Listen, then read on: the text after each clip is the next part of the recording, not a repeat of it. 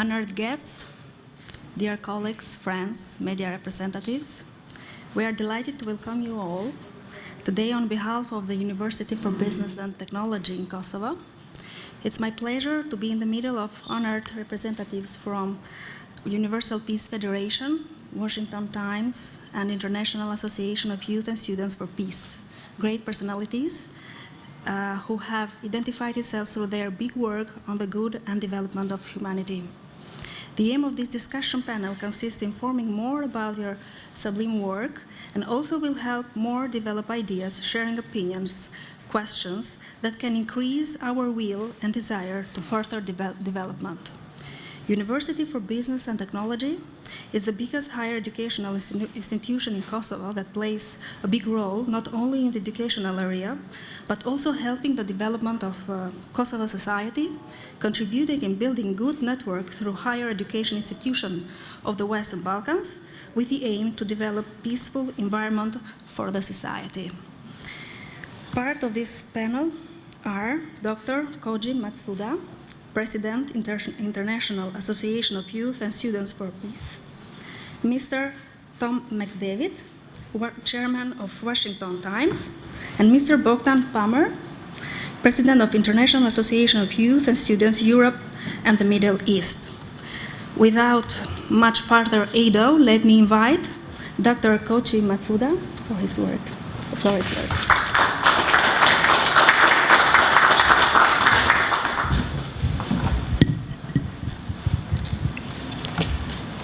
Good afternoon. I'm so happy to be here in the university, UBT. I'm from Japan, and I can speak Japanese English, Janglish. Maybe you can understand my pronunciation. Can I, this one?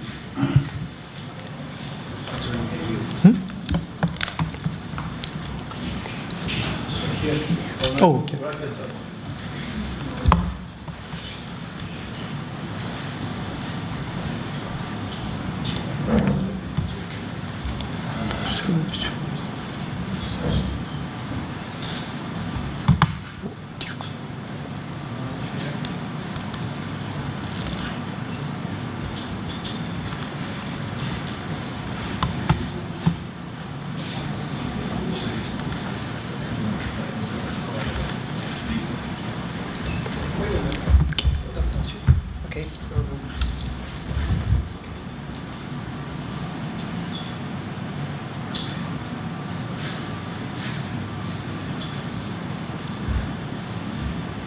We are not in Japan.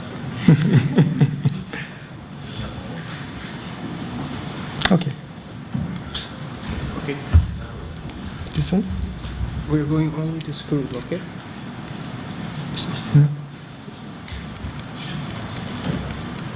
Engagement? Okay, wait a minute. And IT is going to fix it.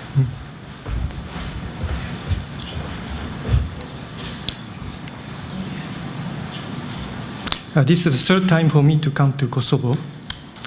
When I was in Japan 5 years ago, I met the ambassador of Kosovo, and we had a good discussion, and I invited Embassy of Kosovo to participate in our program, multicultural exchanging program in Tokyo.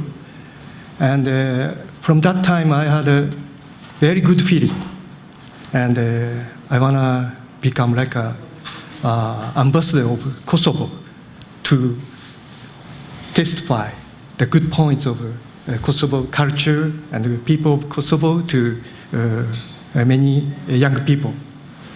And recently, I was so inspired by these two athletes of judo of Kosovo.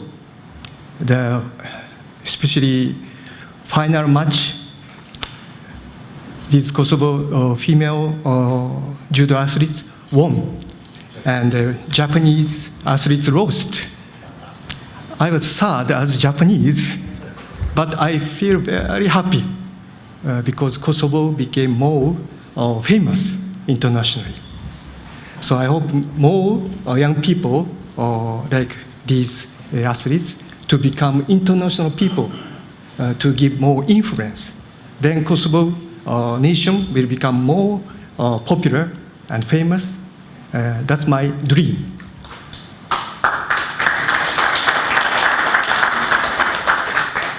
Okay. Next, please. Yeah, first time I visited Kosovo, and the second time is that. You can see the same image behind me. Mother Teresa.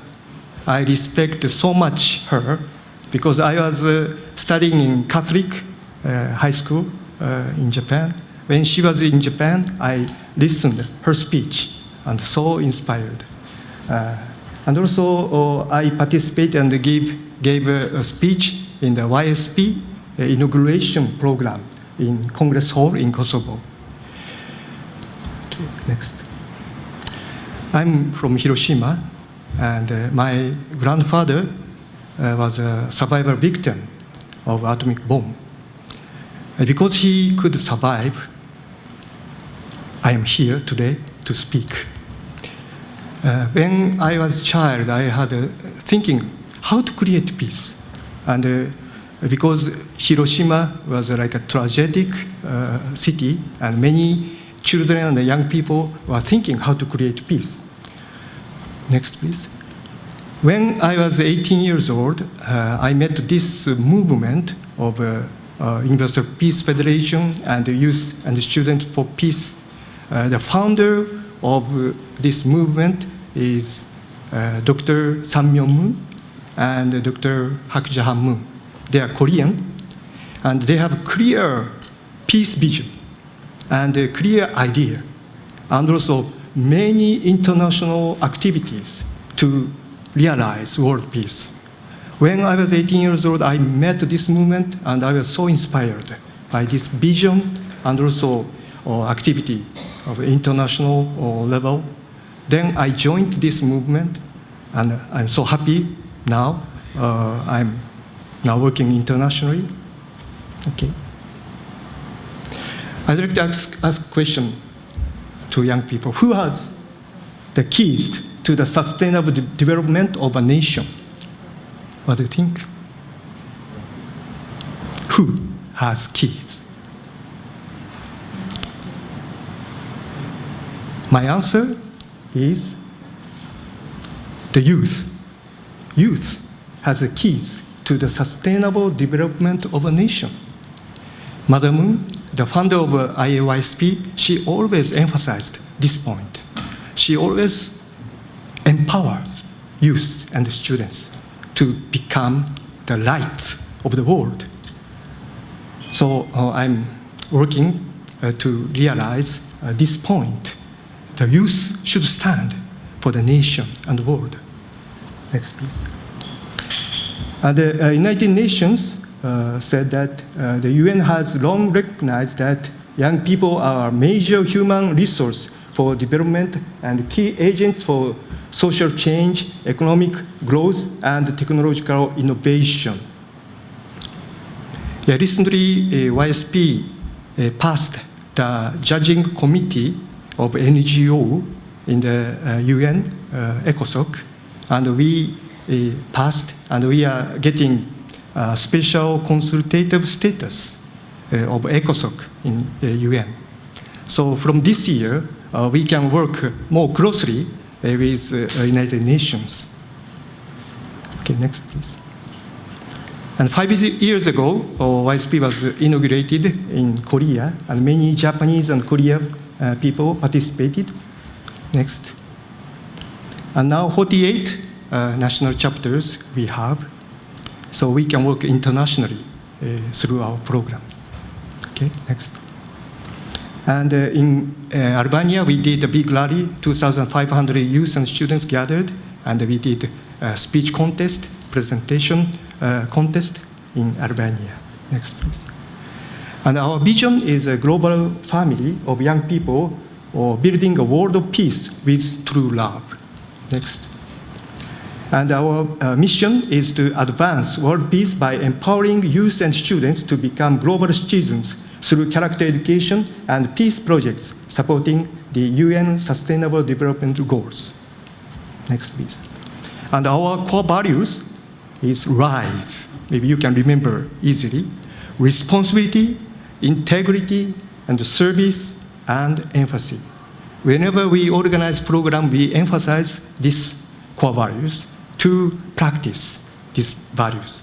If you practice these values every daily life, you can become good leaders, and you can be responsible for the community and a nation.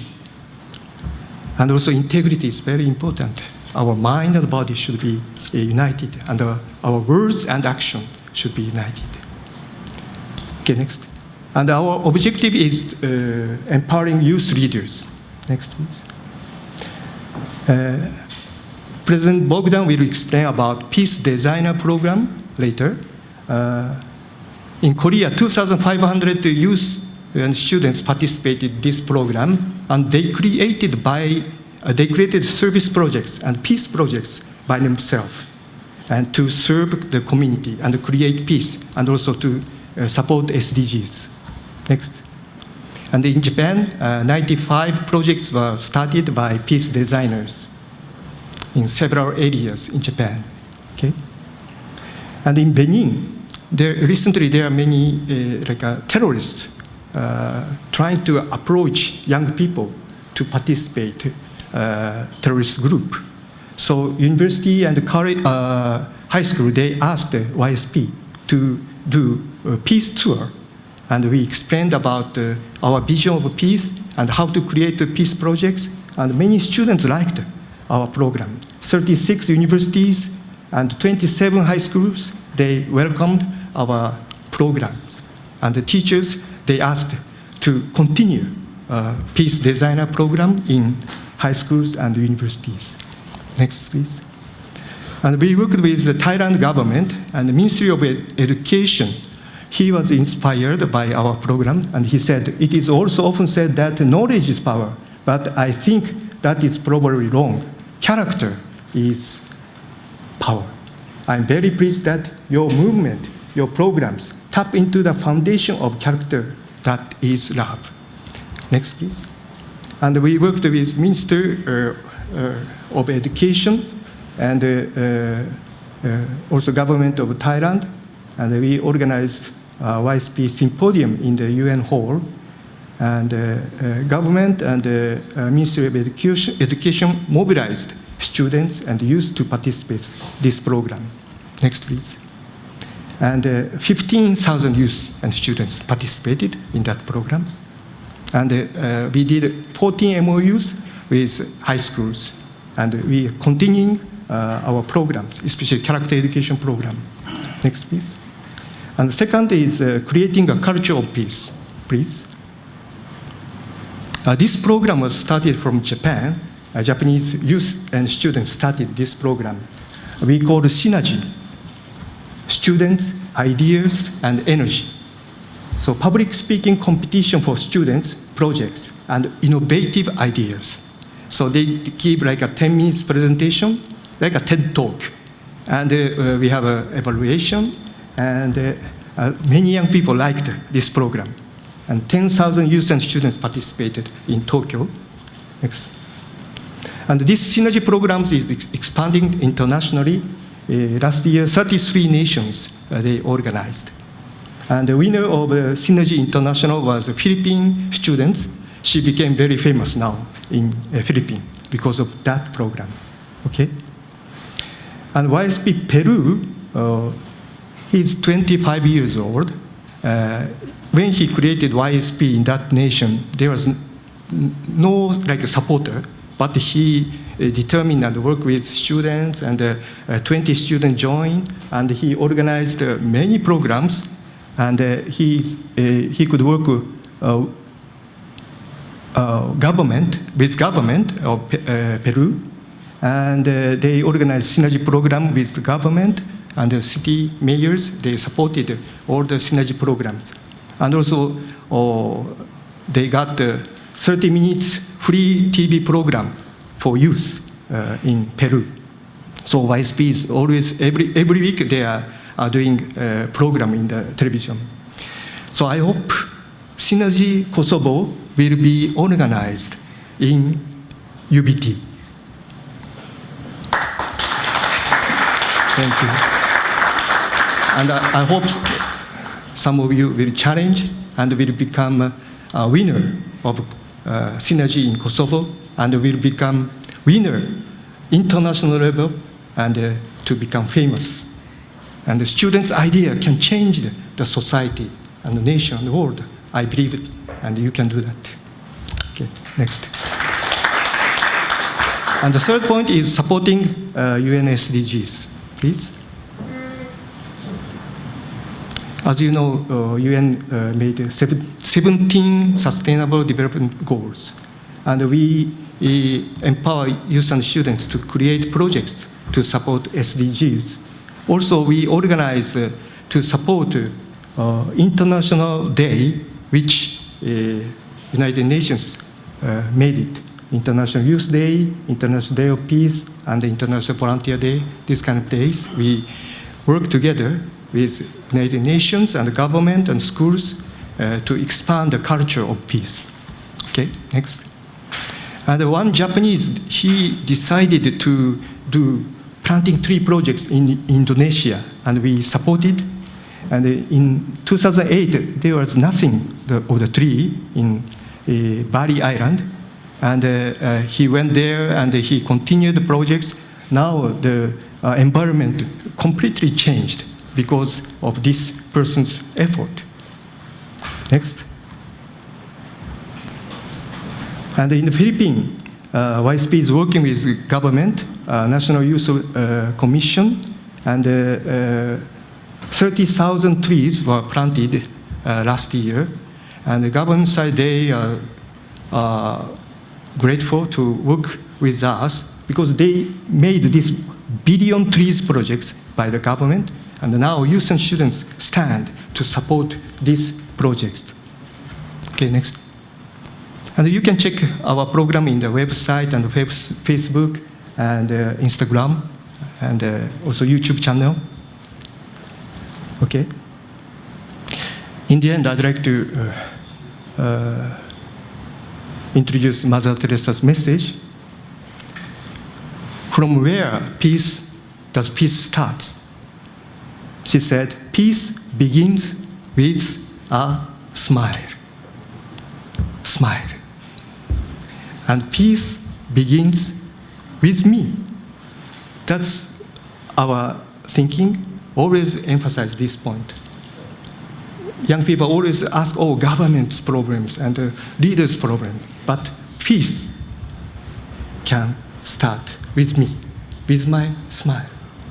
Also, Mother Teresa said, one person asked, what can I do for world peace?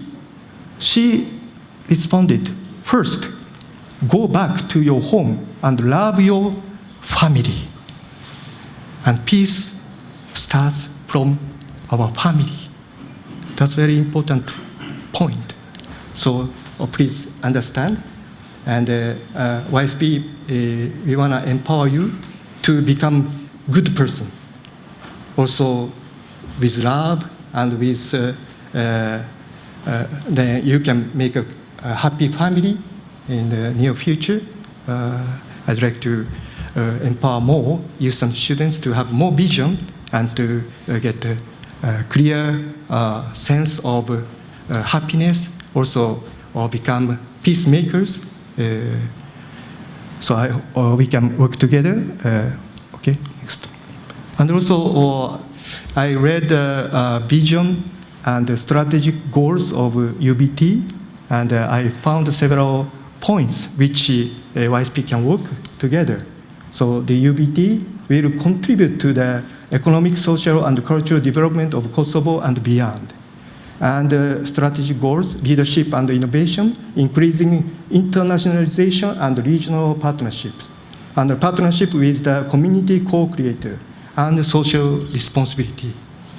So I hope we can work together, and we'd like to support your vision and your goals to empower more youth and students. And Kosovo become famous nation, and Kosovo will develop more and more. Depends on the youth activity. So let's work together, and thank you for having time to listen to my speech. Thank you, Dr. Matsuda, for the interesting presentation and for messages given. So let me invite Mr. Tom McDavid, the chairman of Washington Times, for his.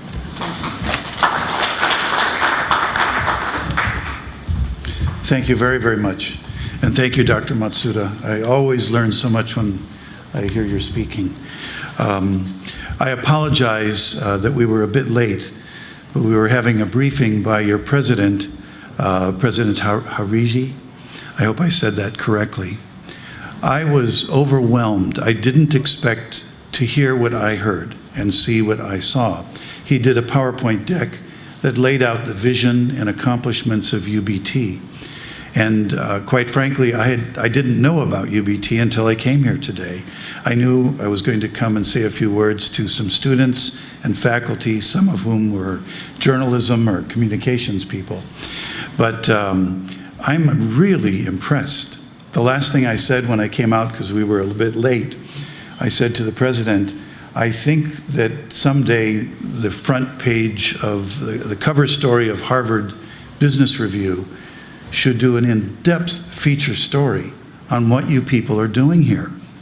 I truly believe that. And it's a perfect example, as one of my favorite authors, because I live in the world of business and media and social and faith and other, kind of a Renaissance person, right? But one of my favorite mentors intellectually was Clayton Christensen from Harvard, really the one who popularized disruptive innovation, which has become common language in business today. And those who are able to disrupt themselves and move forward and get out of the lethargy and legacy traps are able to innovate. And that's such a key skill. But you have a 20-year track record where you started from scratch. So it's a tabula rasa, a blank slate. And you've invented something that's extraordinary. I read a lot in the business world. When I find, this is a tip to the students, I started doing this in 1991. I read Stephen Covey's book, Principle-Centered Leadership. And I thought to myself at that point, I was a young father of 5 sons, my wife was from Korea, and I thought someday I want to meet Stephen Covey. And I want to become a friend of Stephen Covey. I didn't have any way to do that, but about 15 years later, I had that opportunity. We invited him to the Washington Times, got to know his younger brother, started doing a nationwide series of conferences on the 7 habits of effective people and families and teens, invited Stephen to come to the Times for a day, took him to Capitol Hill, gave him an award for National Merit Award in front of U.S. Congress, and I went to his funeral. I fell in love with the principled, valued, purpose-oriented approach that Stephen Covey represented. He revolutionized business in the world, I believe, and that was from the 60s to the 70s to the 80s. Clayton Christensen came along, a little different, of course, but he was, I'm able to articulate what was these trends of innovation. But I'm telling you, what I saw your president lay out, it's really Harvard Business Review cover story stuff. I work with universities in my role at the Washington Times in America, and you're really onto something. So I would encourage all of the students, take advantage of the time you have here. And I'll pass on some wisdom. I have a background in marketing and in brand strategy, strategic marketing and communications. And I used to work for the Points of Light Foundation that George Bush Sr. started as the Senior VP of Marketing and Communications, and had a chance to do an in-depth, very expensive brand study of identifying why do people join an NGO? Why do they give money or give time or their reputation to a nonprofit or NGO? Because we wanted to really hit the nail on the head. And the number one driver that we discovered in that research project was if you can show people how they can make a difference, they will lean towards you.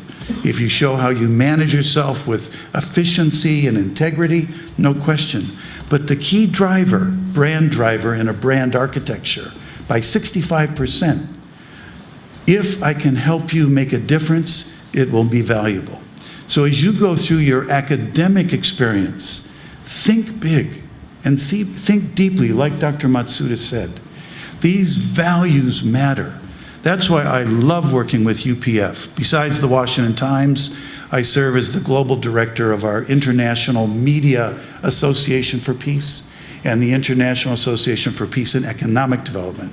So we have a global network of journalists and publishers and a global network of entrepreneurs and investors and managers and directors of companies, all of which are oriented around this big, it's kind of at a 50,000 foot level, the goal of changing the world, truly changing the world. So the types of insanity that's going on in some parts of the world, including, north of this neighborhood, and in other parts of the world with the destruction of family and drugs and corruption and tension building between superpowers. We've got to move the human race beyond that. And it's only people that can do that, guided by big ideas and deep commitments. That's why I love the UPF, the Universal Peace Federation, and the kind of work that Mr. Matsuda is doing and his colleague, because it's based upon three simple concepts. We all belong together, interdependence. Second, mutual prosperity. We've got to help everybody grow. And third, based on universal values that are as real as the laws of physics. So, congratulations that you chose to come to UBT. For all of those faculty, God bless you for the work you do. It's such a treasure. And I would like to extend, like my colleague Dr. Matsuda, from the Washington Times point of view, this is our 40th anniversary, so I would like to name this moment as one of our 40th anniversary celebratory. We're celebrating all year round, so I would like you to give a round of applause, if you would, to the Washington Times. But also, on behalf of IMAP, that's the media network, and IAED, the business network, would love to find a way to work together with your school and your colleagues, your students, and your alumni. And again, God bless you for what you're doing. It's really, really valuable. Thank you so much, and I hope to see you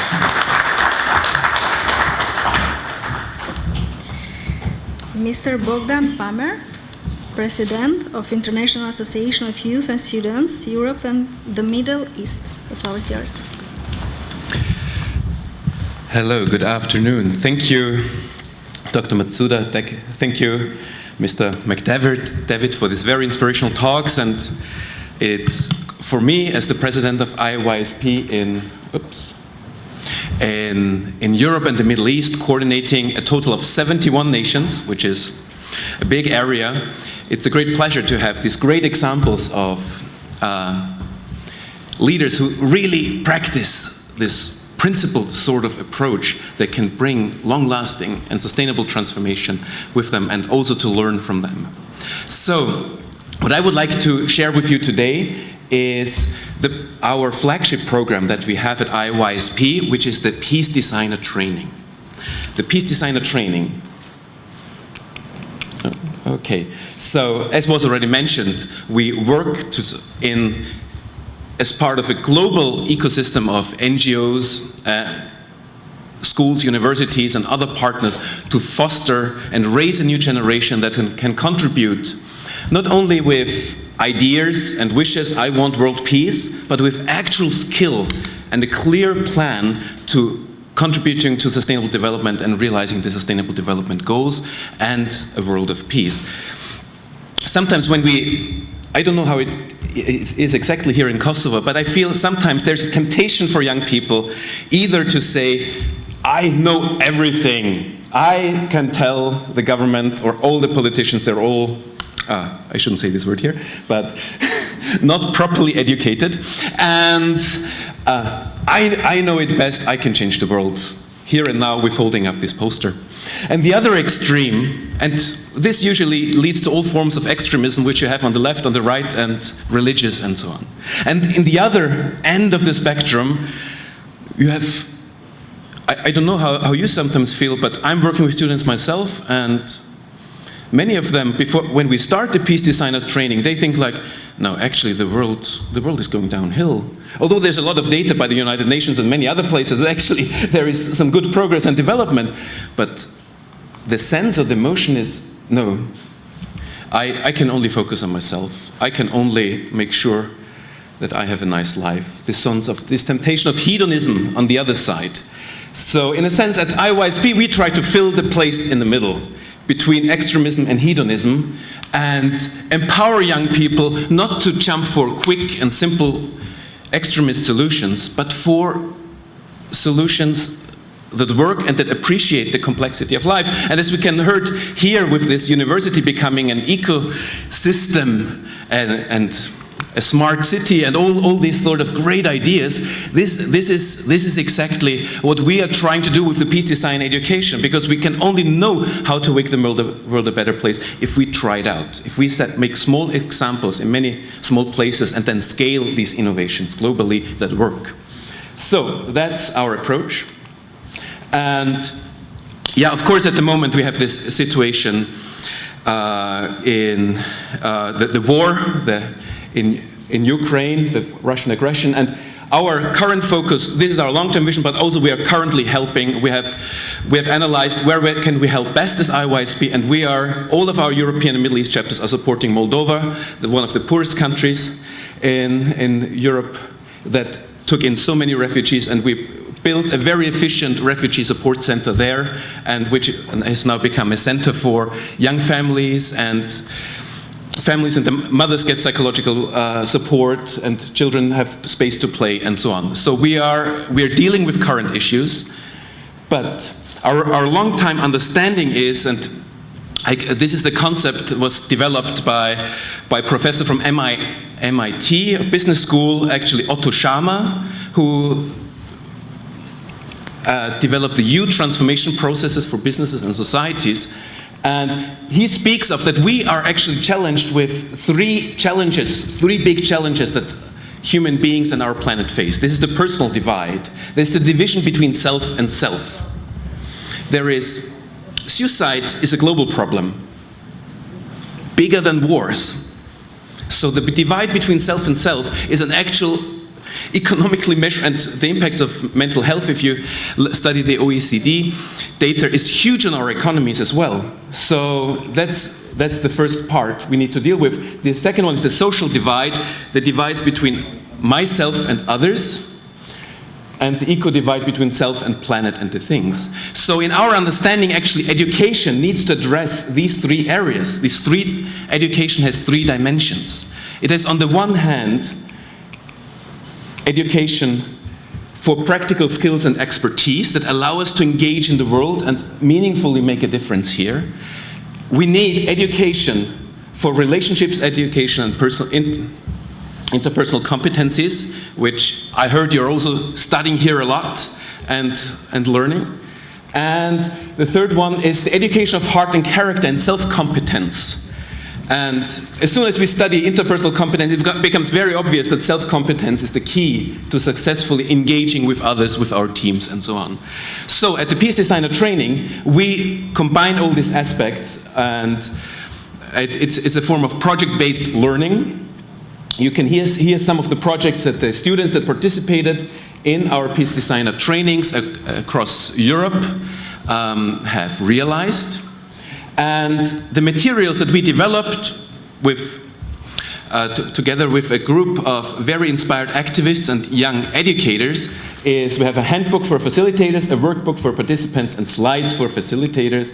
You can hear this is the table of contents. It goes from envisioning an idea how to start a peace project until marketing, risk assessment, evaluation, final reviewing, and project decision. So it spans this process to bring business knowledge together with this desire to make a difference in the world and combine these two things.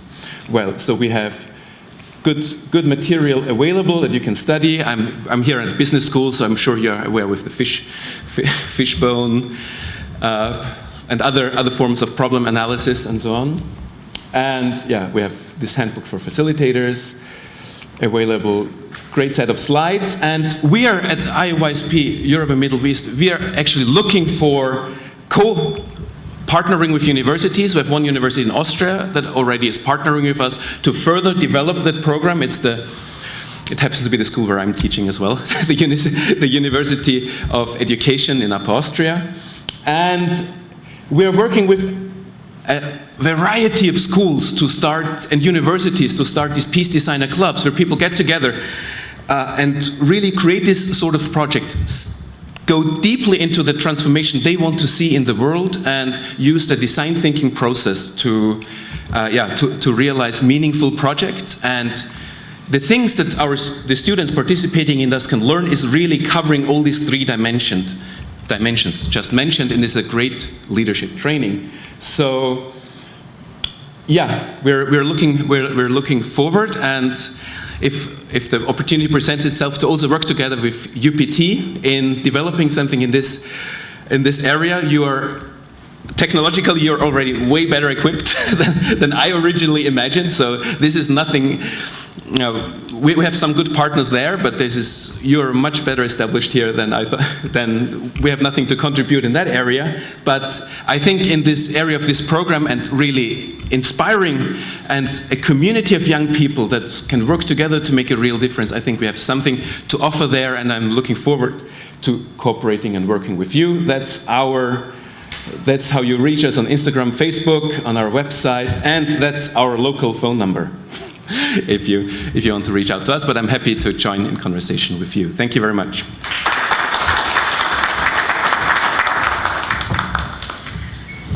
I want to thank again all our guests in this panel for the inspiration that they have shared with us, and I really hope in more intensive further cooperation between UBT and Universal Peace Federation in common good of our society generally. Now I invite students and staff who might have questions or comments related to these presentations.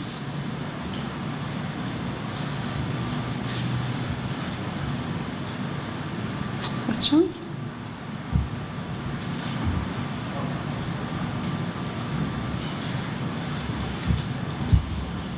No? Okay. May I should do a question just really related to the actuality with what was happening in Ukraine and Russia. Which was your role, let's say, in this conflict? So what have you done? What steps have you done for this to sustain or to support Ukraine in this conflict? Yeah, so one key aspect that is we're doing, the situation is we also have a chapter in Russia, so there is people working for Youth and Students for Peace in Russia. So, but what we primarily focused on now in this area is the humanitarian effort actually in Moldova, because we analyzed, okay, where can we as an organization make the biggest difference, and pulled our resources there as primarily in the humanitarian response. So there is contacts and conversation between young Russians and young Ukrainians going on in the background, but this is there in the background, yeah. I think you want to add to that? Sure. On behalf of the Washington Times, we're all over the conflict in terms of news gathering. We've sent several of our reporters into Ukraine, and every day, 24 hours a day, we're producing reports and content about the crisis. from a humanitarian standpoint, the human story, which is so tragic, as well as covering the leadership, the policies. I think an amazing phenomenon is what's happening around the world, especially with the leadership of NATO, of people coming together to embrace the ideals that the UN stands for and make them real. So, and we certainly are committed to holding leadership accountable, especially in the United States. So, from the media perspective, we're all over it constantly. So.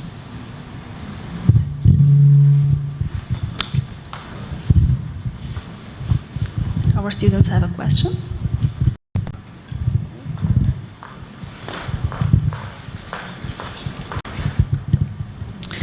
Thank you. I am Sananda Kasnici, and I am a staff at the same time as the student and master degree here in the UBT. Based on the fact that I study media and communication, I wanted to ask something about the situation in Ukraine, because all the news lately are about these topics. How do you see the position of the most media toward the war? Do you think they are taking sides? I wanted to point that is impartiality always the quality to journalism. What do you think about this? Yes, clearly. To rephrase the question, how would we see the quality of journalism coming out of Ukraine or the global media ecosystem? I think that the story of Ukraine has been the #1 story around the world. Certainly in the United States, from all the major networks, all the major newspapers. It's captivating and compelling in a way that reflects the existential crisis of one country taking over another and doing it in such a brutal way. There's no excuse for it. And so I think I'm proud of how major media act, but also it's astounding to see the bravery and the courage of citizen journalists and bloggers and social media folks. And look at the heroes and heroines that have emerged who've watched their cities be destroyed and families be destroyed, and yet they're recording it and they're telling those stories. And then you have CNN picking up the story of a student who captures a couple minutes of content that grabs the whole world. So I think it's opening up a kind of a new phase of the integration or synergy between citizen reporting, social media, big media, and technology. And I think that the world is going to be better coming out of it, because I think that the standard of leadership is going to be raised up by the sheer pain of what humanity has gone through with Ukraine in the lead. I hope that makes sense, but it's a great question. Yeah. So. Other questions or comments? Okay. If there are not, so with such empowering and encouraging messages, we are at the perfect high note ending of this event. But before, I want to make an announcement. Tomorrow, here in Pristina, at Swiss Diamond Hotel at 3:00 p.m. will be held Balkan Leadership Conference, and there will be a session held for youth called Youth Interaction and the Future of Balkans. So all of you and your friends are invited to take part in this interaction discussion that will be held tomorrow. So once more, on behalf of UBT, thank you for being part of this event.